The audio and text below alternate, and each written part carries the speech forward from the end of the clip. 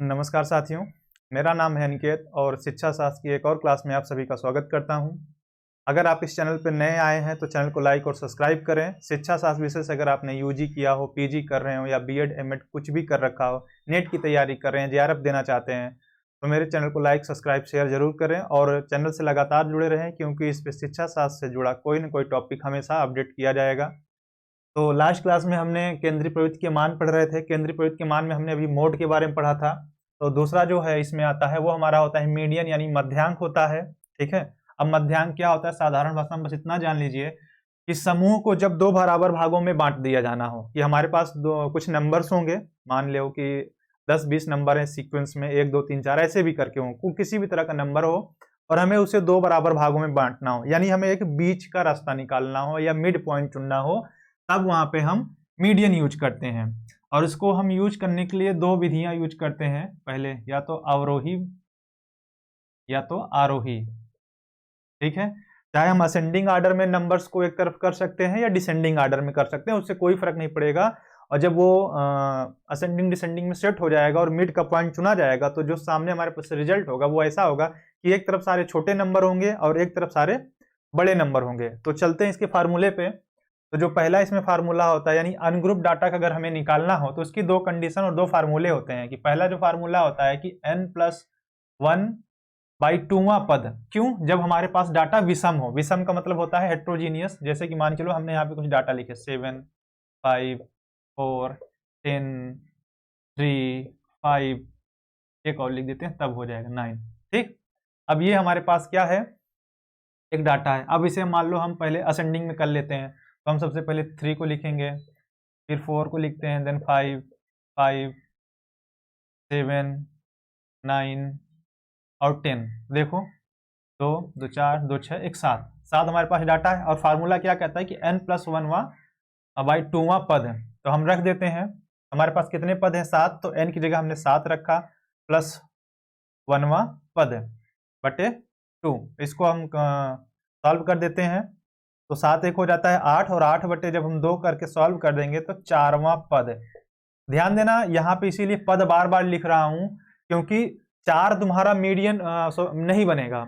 वह पद या कहीं कहीं वहां प्राप्तांक लिखा होता है, यानी जो वो स्कोर आएगा वो तुम्हारा मीडियन बनेगा, ना कि तुम्हारा जो रिजल्ट आएगा। यानी 4 आया तो 4 तुम्हारा मीडियन नहीं है, इसीलिए लिख रखा हूं कि वहां पद। तो अब इसमें देखो चौथे स्थान पे क्या है, पहले 1 2 3 4, अब ये हमारा बन गया मीडियन। और अगर इन केस इसी पे मैं एक नंबर और बढ़ा देता हूं 12, अब ये क्या हो गया, सम हो गया। जब ये सम हो गया तो इस पे हम कैसे निकालेंगे? तो इसके लिए जो दूसरा फार्मूला है कि n/2वां पद प्लस n/2वां प्लस 1वां पद बटे 2, यानी फार्मूला बस थोड़ा सा लंबा हो जाता है। ठीक है, तो अब इसको बस मान रख देना है n/2। हमारे पास कितने हैं? अब ये 8 हो गए हैं, तो n की पहले n में लिखना हमें 8 बटे 2, फिर प्लस कर देना है, फिर सेम चीज 8 बटे 2 प्लस 1वां पद बटे 2। ठीक है, अब इसको सॉल्व कर देते हैं, तो ये हो गया 4 प्लस 8 बटे 2 को सॉल्व कर दोगे 4 और एक जोड़ दोगे तो हो गया 5। ठीक है, ध्यान देना दोनों में वहां पद है और बटे हमारा 2 है। तो अब इसमें देखो कि चौथा और पांचवा पद क्या है, तो चौथा पद हमारे पास ये है और पांचवा पद ये है, तो इनको जोड़ लेंगे अब हम यहाँ पे रख के कि 5 + 7 बटे 2वां, सॉरी 2। तो अब इसको हम सॉल्व कर दें तो 5 7 हो गया 12, और 12 बटे 2 निकाला तो आ गया, हमें मिल गया हमारा मीडियन। अब यहाँ पे जो मीडियन आएगा तब वो हमारा अब ये बन जाएगा 6। लेकिन जब हमारे पास डाटा विषम होता है तब हम वो चीज नहीं करते, वहां पे हमें वहां पद निकालना पड़ता है। और यहाँ पे चूंकि हमारा डाटा सम हो जाता है, यानी होमोजीनियस हो जाता है, तो हमें इस फार्मूले का यूज करना पड़ता है। वो चीज हम तब भी फॉलो करते हैं। पूरे फार्मूले में देखो मैंने यहाँ भी वहां पद लिखा है, वहां पद लिखा है, कि उन पदों को हम रख के फिर लास्ट में 2 से भाग देंगे, उन यानी उन पदों को लास्ट में जो निकलेंगे उनको जोड़ के भाग देते हैं, तो हमारा मीडियन निकल आता है। ये जो फार्मूला था ये हमारे अनग्रुप डाटा का था मीडियन निकालने के लिए। अब आ जाते हैं कि हम ग्रुप डाटा का अगर हमें फार्मूला निकालना हो तो हम कैसे निकालेंगे। तो उसका फार्मूला काफी सिंपल है, बस उसमें एक चीज ऐड हो जानी थी जो हमने मोड में किया था। इसमें हम कम्युनिकेटेड फ्रीक्वेंसी यानी संचयी आवृत्ति निकालते हैं, उसके द्वारा यहाँ पे निकाला जाता है। तो उसका जो फार्मूला होता है, मैं पहले फार्मूला लिख देता हूँ मीडियन का। मीडियन का जो फार्मूला होता है L plus n/2 minus CFB अपान F इंटू आई। अब मैं इनकी मीनिंग बता देता हूं, जिसमें कुछ चीज़ों को आपको मैंने बता दिया है। L हमारा होता है लोअर लिमिट किसी चीज़ का, लोअर लिमिट, ठीक है। n/2 जो होता है वो प्राप्तांकों का मध्यांक होता है हमारा, यानी जो भी स्कोर होता है उसको हमें आधा कर लेना। मान के अगर हमारा स्कोर 50 आएगा तो इसको हम आधा करके 25 बना लेंगे। तो ये हमारा होता है n/2, यानी जितने भी हमारा स्कोर है, ठीक है। CFB क्या होता है कि जो हमारी कम्युनिकेटेड यानी संचयी आवृत्ति होती है, ठीक है। CFB कम्युनिकेटेड आवृत्ति के जस्ट बिलो, बी का मतलब होता है नीचे, ठीक है।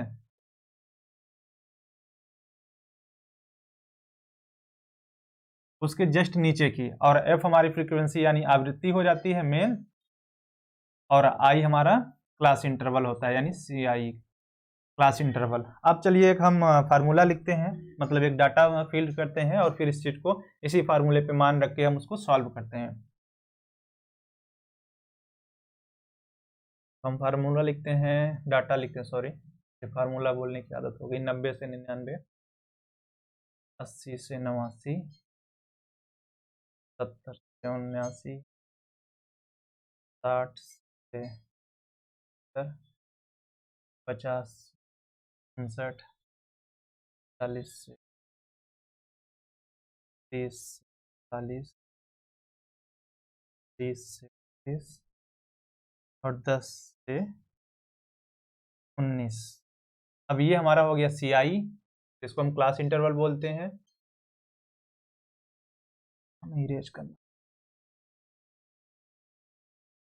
चलो इसको भी हम इरेज कर देते हैं, आप इसको ध्यान देना, वही सारी चीजें मैं यहाँ पे वो करूंगा। अब हमारी फ्रीक्वेंसी हम तैयार करते हैं एक, ठीक है। अब फ्रीक्वेंसी यहाँ पे लिख देते हैं एक सीरियल में, तो हो गया 3, 9, 17, 27, 22, 13, 5, 3, 1। इसको हम काउंट कर लेते हैं, तो 3 1 4 हो जाता है, 4 5 9 हो जाता है, 13 9 22 होता है, 22 22 44 होता है, 44 20 हो जाता है, 64 64 7 हो जाता है, 71 71 10 81 7 88 88 10 98 माइनस 1 97 3 100। ये आ गया कुल 100, और CI हमारे पास है 10। अब इसको हमें यहाँ पे निकालना होता है CF, यानी हमारी कम्युनिकेटेड फ्रीक्वेंसी। कम्युनिकेटेड फ्रीक्वेंसी कैसे निकालते हैं, मैं इसको एकदम आसान तरीके से बताता हूँ। पहले यहाँ पे हम 1 लिख देते हैं, क्योंकि 1 अब के नीचे कोई है नहीं तो वो जुड़ेगा नहीं किसी से। अब इसको जो भी हमारा मान आता है उसको जस्ट अपने ऊपर वाले में हम लगातार जोड़ते हुए आगे बढ़ जाते हैं, ऐसे हमारी कम्युनिकेटेड फ्रीक्वेंसी निकलती है। और लास्ट में अगर हमारा ये 100 आ जाता है तो हम कहेंगे कि हमारा जो जोड़ था या हमने जो फ्रीक्वेंसी बनाई थी वो सही है। इसको चेक करने का सबसे आसान तरीका है, तो हमने पहले 1 लिख दिया, अब 1 को 3 से हमने जोड़ दिया तो कितना हो गया, 4 हो गया। 4 को हमने 5 से जोड़ा तो कितना हो गया, 9 हो गया। 13 को मैं जोड़ दिया तो कितना हो गया, 22 हो गया। और 22 में 22 जोड़ दिया कितना हो गया, 44 हो गया। अब 44 में 27 जोड़ दिया कितना हो गया, 71 हो गया। 71 में हमने 17 जोड़ दिया, थोड़ा छोटा दिख रहा है थोड़ा, 17 जोड़ दिया तो वो हो गया हमारा 88। 88 में 9 जोड़ दिया तो ये हो गया 97, और 3 जोड़ दिया तो हो गया 100। जब यहाँ 100 और यहाँ 100 आ जाए तो समझ लेना कि जो आपने जोड़ा था वो एकदम सही जा रहा है। चलो अब फार्मूले को हम लिखते हैं फिर से कि L plus n/2 minus CFB अपान F इंटू आई से हम मान रख देते हैं। तो जब देखो हमारे पास ये 100 है तो सबसे पहले हम n/2 निकालेंगे, ठीक है। तो जब हम n/2 निकालेंगे तो 100 अपान 2 किया तो आया हमारे पास कितना मान, 50। अब हमको देखना है कि कम्युनिकेटेड फ्रीक्वेंसी में, अब यहीं से सारा खेल है कि देखो 50 किस जगह पे फिक्स हो रहा है। तो एक 50 से छोटा है, ये भी छोटा है, ये भी छोटा है, ये भी 44 भी छोटा है, लेकिन जो हमारे पास ये है 71, ये 50 से बड़ा है। तो मतलब जैसे ही हमारा 50 वाला आंकड़ा कोई डाटा छू लेगा वही हमारा क्या बन जाएगा, मिड का। तो यहाँ पे हमारे पास बन गया CF हमें मिल गया, यानी 71 में हमारा 50 फिट हो रहा है। ऊपर अब नहीं जाना है, जहां पे वो मिल जाएगा वहीं पे हम इस चीज को रोक देंगे कि हाँ भैया तुम ही हो हमारा सब कुछ अब। ठीक है, तो एल ले लेते हैं। तो 60 का होता है हमारे पास, एल जो होता है वो होता है 59.5 जैसा बताया था। n/2 हमारे पास कितना हो गया 50 माइनस सी एफ बी। तो ध्यान देना बी का मतलब बिलो से था तो जस्ट नीचे की, यानी 44। 44 के बाद हमारा एफ कहाँ है, यानी हमारी फ्रीक्वेंसी कितनी है 27। हमने यहाँ पे 27 रखा और इंटू यहाँ पे 10 कर दिया। अब इस चीज को चलो सॉल्व कर देते हैं। तो ये कंटिन्यू चलेगा 59.5 प्लस यहाँ कितना आ गया 6, ये था 27 गुणते 10, फिर सॉल्व कर दो, ये हो गया 60/27। इसको भाग दे देते हैं, मैं छोटे तरीके से भाग देता हूँ, पहले 3 से काट देते हैं। तो ये हो गया कितना 20 और ये हो गया 9, फिर छोटा कर देते हैं। तो अब डायरेक्ट कर देते हैं 9 दूनी 18, 2 बचा, तो ये 2 बार जाएगा, यानी मल्टीपल टाइम जाएगा, तो इस पर हम बार लिख देंगे। ठीक है, अब इसको जोड़ दो 59.5 प्लस 2.2, अब जोड़ दो, ये हो गया 7 और हो गया 9 2 हो गया 11, 61.7। तो ये हमारा निकल के आ गया मीडियन। ठीक है, ध्यान देना कि मीन मीडियन मोड तीनों क्या होता है कि केंद्रीय प्रोडक्ट के मान होते हैं। अब इसमें क्या होता है कि कहाँ कब किसकी जरूरत पड़ती है उसके अनुसार हम उसका यूज करते हैं। और दूसरी चीज कि इनमें विश्वसनीयता और कौन ज्यादा भरोसेमंद होता है, बस इसका थोड़ा सा अंतर होता है, लेकिन ये हमेशा रहते हैं सेंटर पे ही। कि कोशिश करते हैं कि अगर जब इनका हम ग्रुप डाटा यूज करते हैं तो एक सेंट्रल पॉइंट का मोटा मोटा अनुमान देते हैं। तो यहाँ पे हमारे पास इसका डाटा आ गया 60.17। और जो इसमें सबसे ज्यादा रिलायबल होता है वो होता है मीन, जिसको हम अगली क्लास में डिस्कशन करेंगे। और एक बार फिर कहूंगा कि अगर आप चैनल पर नए हैं तो लाइक एंड सब्सक्राइब शेयर करें। शिक्षा शास्त्र से किसी भी अगर टॉपिक पे आपको दिक्कत हो रही तो कमेंट बॉक्स में एक बार बता दें, संभव हो चुका तो जो नेक्स्ट वीडियो होगा मैं उसी को बनाऊंगा, नहीं तो जो सीक्वेंस में लेके चल रहा हूँ उसी पे मैं कंटिन्यूस चलता रहूंगा। नमस्कार।